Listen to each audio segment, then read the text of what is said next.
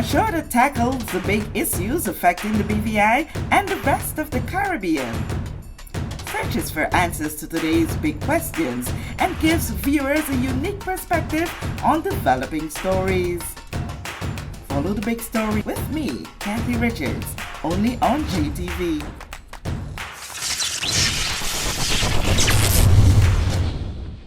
This show is brought to you by the National Bank of the Virgin Islands, Cyril B. Romney Tortola Pier Park, NV Salon, Nail Spa and Barbershop, Tisley Cross Deliciously Smooth Cider, and Digicel, simply more speed, reliability and entertainment. Plug into Digicel Plus and get even more entertainment with Disney Plus included. The best of Disney, Pixar, Marvel, Star Wars, and National Geographic all in one place. Whenever you want, plug into Plus to enjoy Disney Plus and much more with a home fiber bundle. Sign up today. Digicel Plus. This is The Big Story. I'm Kathy Richards. I want to thank you so much for joining us for this edition. Today we want to be talking all things environment, staying healthy, keeping our environment, preserving our environment. And I guess you got the clue right there. That in the studio with me is Green VI, Sarah Penny, always on the go, always ready to say yes. We would tell them the story about getting here. Yeah, it's okay. We're here. We do it because it's worth it. Yes, so. Sarah, we have been seeing and hearing a lot of what Green VI has evolved into. We know back in the years ago, it was just a small group of people trying to get the message out there. And with the growth of your organization, the entity, we know for a fact, for sure, that the message is reaching a great mass of people. I would not say the masses, because we are convinced that we still have a very far way to go. Take us through that transformation that you've seen with Green VI over the years. Yeah, thank you, Kathy. Green VI as a not-for-profit organization was established in 2009. And I think if you flash back, you could really even reflect on yourself of how serious did we take climate change? How serious did we take climate crisis? What were we really noticing in our own BVI in the territory that was changing? So you had voices within Green VI, in particular our executive director, Charlotte McDevitt, and also our board that helped establish this, Elton Georges, and to name really a key member memory. When you think of statesmanship and awareness of how important the environment is even to social issues. But it took a while, right? It took voices and trying to help everyone acknowledge that human behavior is the key factor in why the environment is suffering. Right? And so a lot of the work of the organization is to help people take responsibility, stop seeing everything as government's, role or job to fix, stop blaming others, blaming other countries, and instead really acknowledge that we each have to do our part. I'm really proud of our territory and our nation and our people, because when you look at the 2009 even, to now, that's not really that long a span of time to where we are now, where we have a recycling program that's been catalyzed, right? That's gotten started. We have a mosquito breeding prevention program. It's mostly based on Virgin Gorda that's made huge impact. 52% of breeding sites on VG are targeted by helping the public take responsibility for their properties. You don't wait for environmental health to come and clean up or treat your property. You take responsibility for it. We see education in the schools where teachers are actually reaching out and soliciting, please come and talk to my students about climate change, about how they can do better. You have Rotary groups, more than one, that have decided that the environment is the focus for what they want to act on. That what they want to act on. So what is that thing? You're the voice the lone voice on the side, The maybe. little voice in the wilderness. No, Yeah, you're until not. you fast forward, 12 years, and you see that you have a team, and you're having a conversation rather than having to make, big statements all on your own. I really think that the change that's happening right now really was almost demonstrated with the coastal cleanup. But we'll come back to Yeah. that coastal cleanup. I want to pivot to go back to something that you would have mentioned. You talk about the teachers in the school reaching out to Green VI. Come talk to us about it. Talk to our kids. Yeah. That takes my mind to what is always said. You have to start from the very young. Yeah. And once you can impact them, children are great forces on They the are. adult population. Their Yeah. parents, mommy, no, you Yeah. can't put this. They, mommy, no, look, put the plastic Yeah. in this one and put it. Yeah, So exactly. that can be one of the influential factors Yeah. in the change that you are seeing. Yeah, absolutely. The tricky space with that is that children are actually your easiest demographic to engage with, right? Because you can come to school, they're in a space where they're guided to listen, they're conditioned to listen and take in information, they're sponges, they will shame their parents into better behavior. But the reality is the problem is too urgent, and we've left addressing it too far along. I say we in terms of humankind, that we have to also address adults directly, which is why Green VI runs a program called Green Certification. And what it is businesses take a green pledge to green their operations and do better, which ultimately will save them money. How that works? Give us the details of that, because I'm guessing yeah. that there's still some businesses Oh, who there's are a- not on board yeah. or don't have a clue And about don't that. have a clue. So it's as simple as reaching out to Green VI, and what we then become is your partner in terms of assessing with the operations of your business, where are there spaces where you can change.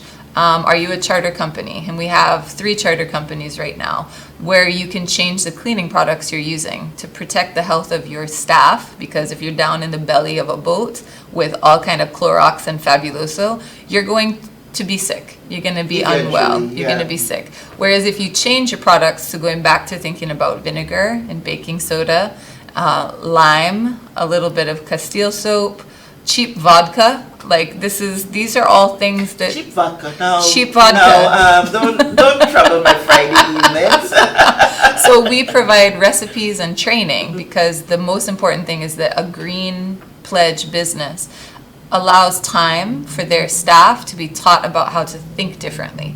So not just at work, but in their own personal lives. So we would come in and spend a half an hour with staff. So recognizing that the business is investing in their staff, right? They're allowing half an hour of their workday to go to this. And that's where the real change happens. So mommy's coming home, having been at work that day, listening to Green VI talk about how she can clean the house the same way her grandmother did. And exactly. And her child is coming home having taken a science class that day where they're making all the recipes, and it's exciting because it's different, what reacts, what sanitizes, what deodorizes, and then together, that's where the really impactful change can happen. But you said the businesses approach Green VI. Yeah. What if to get that out even more, we do the reverse, where, well, not just reverse, but add to it, where you have teams Yeah. out on the road reaching out to entities for that, because I've been peeping and sneaking into Green VI's business. I see the large number of volunteers that you get, and they are mainly youths. So it's capacity, honestly. It's like most good things that happen in our country, right? We don't actually have a huge population, and everybody's busy, and everyone's hustling, and everybody's on their phone. And right now, the main space is that it's to acknowledge that the Department of Conservation and Fisheries was the originator of the Green Pledge. And Green VI's role has been to partner, especially with the people that had the initial concept, to expand it and put some more resource behind it. So the Green Pledge, sometimes you'll see like at the fire station, it's a Green Pledge. A lot of schools, churches, government offices took the Green Pledge like in 2008. And then what we did is develop checklists for businesses, develop resources that businesses can use, recipes for cleaning products, ways to audit your energy. So you figure out why is your electricity bill so high, right? For right now, it's a reach out to us only because we can't, it's really like me a lot of the times, Kathy, and I can't take on every business in the territory today. Okay. But 2 weeks from now, a month from now, we can start another business and another business. And that's where a lot of the legislation that our governments and our technocrats have worked so diligently to try to develop over the years, connects to it. So there's the bill we often hear about calling the environmental bill yeah. or things like that has a lot of this built into it. And so that will help. That will help. How persons become volunteers? Volunteers or green certified businesses? Volunteers to participate. To work with Green VI and helping to get the message out there, to do whatever it is it takes. Number one is follow the social media feeds, because then you know everything that's going on. And if you're the type of person where you have a Saturday morning and you want to do something, whether you're a youth or an adult, there's community service hours or just things you can do in so many spaces. We have a huge garden project as well that's part of our presence in the schools, teaching kids how to grow their own food. Crazy concept, right? But it's a vision composting, right? All of that. Exactly. I've seen that at Virgin Gorda. Yeah, and enjoy those passion fruit. The passion fruit. And when you come to a We Recycle Center on Virgin Gorda Tatola, you always leave with food, because we want to show people that industrial doesn't mean void of nature, right? You can grow your own food just about anywhere. And we have to stop thinking of this like, oh, that's what the farmers do. Like, and which reminds me, I was always meant to tell you this, those okras that I got, they stayed soft for so long. I'm like, oh, I literally forgotten them in the refrigerator. And one day I just got them, I don't tell myself I have to throw them all out because it'll be hard. Nope. My okra, not one. Was hard. And this is why we do what we do. So Green VI's function, like how we approach our work, is to demonstrate and catalyze. So if we demonstrate a way you can grow okra, right? You're probably going to leave our eco park inspired to do it yourself. But if you hadn't seen it before, or you hadn't realized that if I grow it myself with no pesticides, in natural soil, using compost, I'm going to have food I can rely on. So often in our territory, strangely until Irma, a lot of people hadn't lived elsewhere. They hadn't seen other ways of doing things. So we had a lot of things in the territory that we did better than other countries, but we also had a lot of things we weren't doing yet. And then Irma, interestingly, sent a lot of people away. And they experienced how other countries do things, and they came back more proud of certain parts of our culture and how we operate.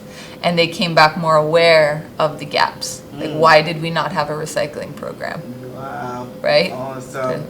And I want to go to what you do in terms of recycling. We see at the Alexandrine, I remember that one particularly, the benches and chairs that are out there that are now all weather.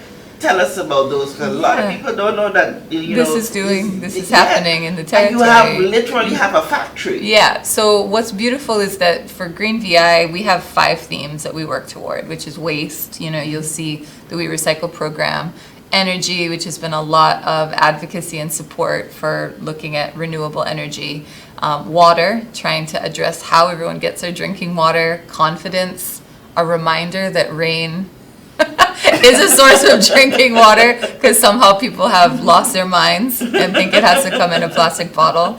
But then education and innovation as the spaces for solutions. So that's relevant because right now, when we talk about innovation, we have to look at waste as a resource, right? Like, we bring all these things into our country, and the cost of shipping is insane. You don't want to send it back out to be processed somewhere else, and it's so expensive, and the carbon footprint, and you also don't want to send it to burn or up on the hill.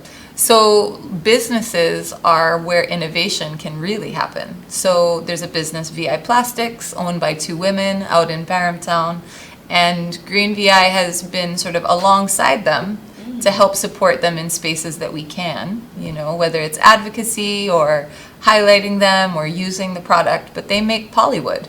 So they take 3 of the 7 kinds of plastic that you put in the recycling bin, right, Kathy? Yes. That you put in the recycling bin. They take that plastic, they shred it, they make a recipe, it's a certain mixture, ratios, and then that goes into a machine called an extruder. It's fun to have all these words, right? An extruder, and that forms it into what looks like lumber, but it's made of plastic. And then when Rotary, for example, figures out a way to put picnic benches into all of our schools, they have an opportunity to buy a locally built, locally produced picnic bench that's beautiful. Beautiful and durable. It's no termite is going to eat it. Because they would have had the wooden ones there, and over time they deteriorated, and you had to go replace. Now you can say, okay, we'll look to furnish another school because it's so durable. It's true. And it's not so expensive. No, I mean, I would give a shout out to VI Plastics because I know they've really done a lot at cost because they want their business to be a social enterprise. That business has been established to try to deal with a social problem, our waste issues, from the private sector, because every business has a potential for that. And we actually have a lot of entrepreneurs in the country that get it. They're running a business that, achieves either a profit or provides jobs or things like this, but they also see the section or the part of it that helps with social fabric. Awesome. Yeah. Let's go now to the coastal cleanup. That was so recent, and I've been burning to find out, what was the outcome. Yes, we were on the ground for the start of it. We saw the amazing support that we got from the Road Town location, which tells us that it was even greater probably at Beef Island, West End, Yos Van Dyke, Anegada, and Virgin Gorda. And Salt Island. And Salt Island. So let's start with the Salt Island aspect of it. Help me to understand coastal cleanup on Salt Island. Yeah, so the big picture is that for Green VI, because we're talking about as an organization, the way to succeed in finding solutions to problems is to collaborate. You often hear me say this. A lot of people, and our executive director is the one that reinforces this. People will, refer to Darwin and his, philosophy or theory of survival of the fittest. But his actual main thesis was that humans are a successful species because we collaborate. And the coastal cleanup was proof of that, right? We had key collaboration, Green VI and the Lions Club with Trellis Bay, Rotary Club of Tortola and Rotary Club of Road Town, and the Filipino Association in Road Harbor. Then TMF as a Green Pledge business, which is, a corporate entity. They were the partner down in West End, and their team came out. It wasn't just, there wasn't actually a big investment of finance. It was an investment of time. On Just Van Dyke, the Island Administrator's Office, that's a part of the Deputy Governor's group. They were there. Mr. Chinnery helped to support with a meal for the group that did the work. On Anegada, you had the same thing. You had a Faulkner Rentals that ended up helping with transport for the kids. And then Salt Island. Virgin Gorda. Sorry, and Virgin Gorda was all kind of people them. So that was road track. All kind of people them. So VG does represent HAD when it comes. And so over there, we support a monthly cleanup. There's a cleanup every month on a Saturday morning. Same, I think we do the second Saturday of every month, and then the district is really involved. So those are where we want to see more happen, because cleanups are the chance to talk about how we prevent the litter, right? Because people are out there, they're like, why am I cleaning this up? Why? I could be doing something other than cleanup. I could be beautifying. Exactly. Why am I cleaning this up? Making nice edges and stuff, but I gotta be clean. Yeah, but it's that feeling of progress, not perfection. So the progress is that every time we clean up, we see less. Right? Because more and more people are taking responsibility for their role in this, whether it means that they're recycling or they're just managing what happens with their garbage, not letting it blow out the window. People used to think they would throw something out the window to help somebody keep their job. I'm always fuming at that series. But think about it, you have to think about culture in all of this. That's, you know what I mean, that's my cousin, that's my uncle who's keeping the roads clean. And those gentlemen are, and women are phenomenal. What they do, 5 o'clock in the morning going around to clean up. I mean, when everybody complain about something, you know, oh, the country looks so dirty and all this kind of thing, Yeah, you don't even know. 4 o'clock is so them you hear Angel. out on the road, they Exactly, look out somebody exactly. picking up garbage. Yeah. They could be spending time pruning trees, Right. making the roadsides look Exactly. even more Yeah. nice. Yeah. But they gotta expend the time Yeah. now to pick up your Yeah. dirtiness. Yeah, and what's wonderful though is that we hold that power as individuals. The less litter we allow to happen, the more likely it is their time is going to be redirected to something else. They're not going to lose their job, they're just going to do something different. Yeah. So the real power with these coastal cleanups though is that I'm old enough, because I'm an 80s baby, is that even from the 1980s, you know, there were coastal cleanups, especially driven by conservation and fisheries.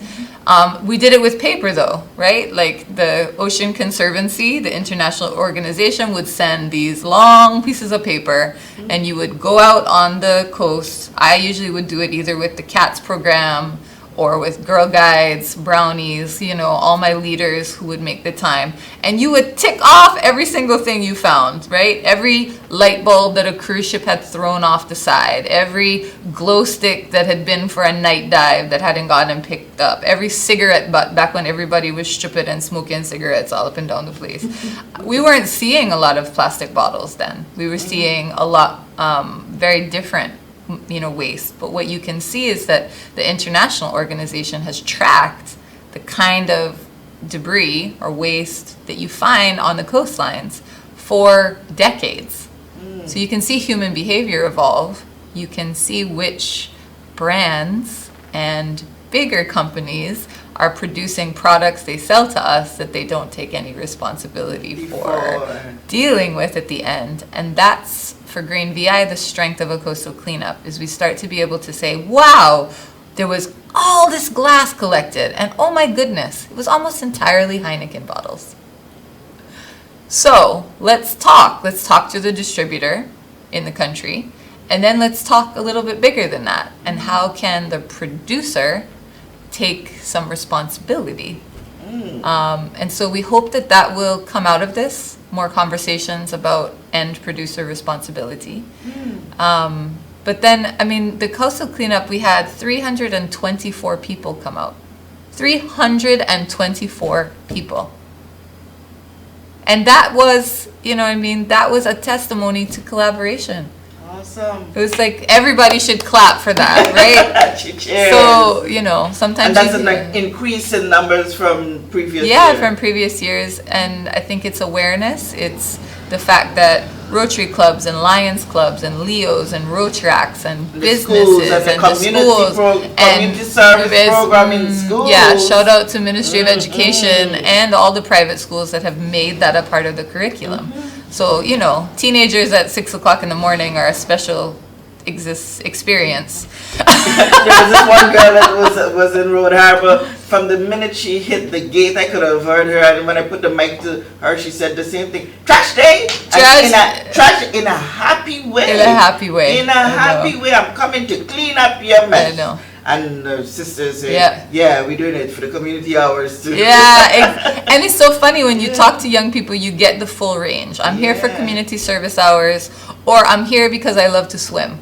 And I don't like to see how nasty it looks. Okay. And then the one that's there for community service hours, here's the one that says, I'm here because I don't want the environment to be dirty. And then they're inspiring each other.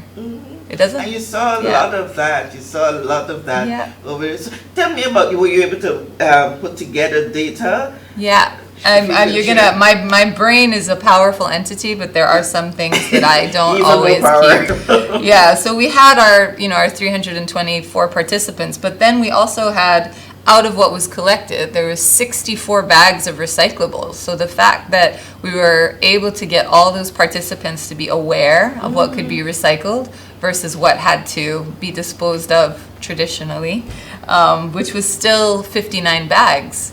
These are big bags. We're not talking like small entities. and the Department of Waste Management kindly came and picked all those up, took the recyclables to recycling center, took the rest to Pockwood Pond, and then we had, this is a piece that I get so proud of, we had close to 9,000 feet of coastline that was covered. So you guys did all of that measure? Yes. Yeah. And because if we don't have data, how do you measure progress? Yes. There were locations in that measurement that you would have done the cleanup in previous years, and you would have been able to compare the materials and quantities that you were able to be fair, we've changed the locations we try to go to. Yes, you could clean the same place every year for data purposes, for data purposes. This time we tried to make sure that collaborators had some sort of investment in terms of where it was going to go. We did the same area West End last year and this year, same area East and this year, but this year Road Harbor was a different section, closer to the festival grounds in Village Key. Last year was closer to the ferry dock, go down more toward Prospect. Salt Island, we didn't do Salt Island last year. VG was a different location, Anegada was a different location. Just Van Dyke was the same in Great Harbor. But Salt Island was really one of the most interesting, because Beyond the Reef is another local not-for-profit organization that really targets ghost fishing nets, which are hugely destructive. So, fishermen not from here even. Yeah, it comes with the tide. Exactly. They're a big net that's just holding in the sea with some floating balls at the top.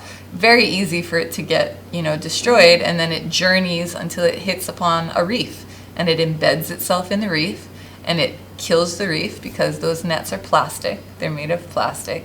Or it ends up on the shoreline and it drags all kinds of things. Turtles get caught in them, whales. Huge impact on the marine environment. And so Beyond the Reef really targets the coastline where they can go and actually get the nets out of the reef, off the coast. And it's just phenomenal. They're a phenomenal organization. Yeah. And so that was we ended up with 6 boats, 84 people. The journey, 2 journeys across from Village Key to Salt Island. One group went at 7 a.m. because they went and hiked on Salt Island before they then did a 5-hour cleanup. I can't say how many, but there was a huge number of those 84 that have never been to Salt Island before. My favorite example is Miss Carmen Blyden, who came Sunday morning from Just Van Dyke on the ferry. Then one of our team members picked her up. She drove to town. She got on the boat, went Salt Island. She's the island administrator for Just Van Dyke, and she's never been to Salt Island. And then she came, and she was like a force to be reckoned with, cleaning up. And fantastic, too. And such a good demonstration from an adult to young people of, she's not there for community service. She's not there because she's getting paid. She's there for the cause and for the experience too. Okay. Generally, because the clock is on us right now, so we're gonna not put such a big gap between our discourse here on the big story in the future. Remember, it's a promise. But generally, your message to the people of the territory, one of gratitude as well, for the awareness that they are adapting to. Absolutely. I think the one that is the most important right now because of the crisis, right, is how we deal with our waste. And what you can see right now is that since the We Recycle program was catalyzed, and again, it's still in its demonstration testing phase, there have been 8 million plastic water bottles.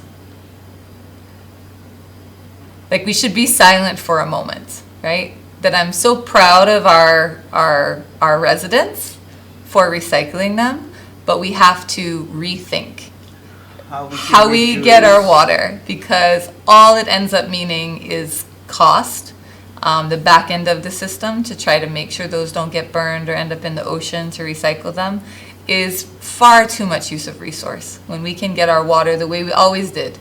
Clean like your grandmother, drink water like your grandmother, grow your food the way your grandmother did. You know what I mean? So my mother, who is my inspiration always says, remember when we were green. And it wasn't that long ago.